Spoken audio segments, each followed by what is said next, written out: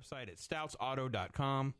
Tell them the Global Dispatch sent you. You're listening to Dispatch Radio, sponsored by theglobaldispatch.com. Welcome back to Dispatch Radio. This is Brandon and Bob, and Jake's back in the studio with us, doing his thing. Good morning. You doing all right? Morning. I'm doing okay, yeah. He's been very excited about our Unity in Action trip today, so we'll be happy to give people some great updates for that next week on our show, and going out there and meeting some folks and talking about the site and radio show and different things that people are doing. So before I get to Bob and one of our great guests and interviews we have lined up, I want to run through what we affectionately had called, we did it once, I guess Bob needs to hold me more accountable to doing this on a regular basis, what we affectionately have called the Hometown Minute, where we're just going to quickly run through a couple stories that are on theglobaldispatch.com.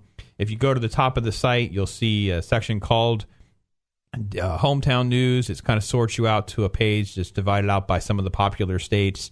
The site is popular in different states more than others, so not every single state is listed, even though there is news for all states. So this week we start with the finger gun story. Now, earlier this year, there was a child in Maryland who was suspended from school for playing with his imaginary gun, which he imitated using a finger gun.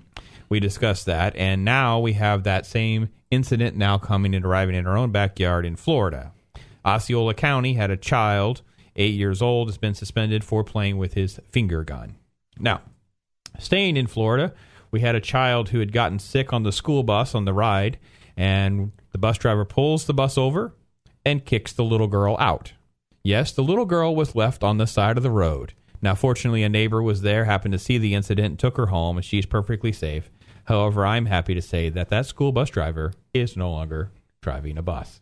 He is now on what's called bus monitoring. You're already shaking your head. I didn't even get to that. Just angers me. Like, how many weirdos do we have walking the streets, and you drop a little girl off who's sick, can't barely fend for herself as it is.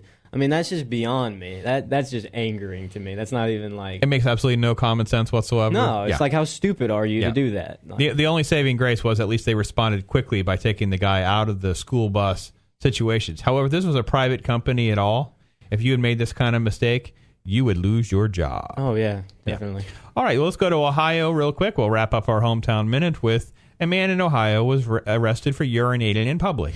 While peeing in public is not bad enough, he's made the headlines because of the tattoo that he has on his forehead, which is 666. Feel free to go to theglobaldispatch.com.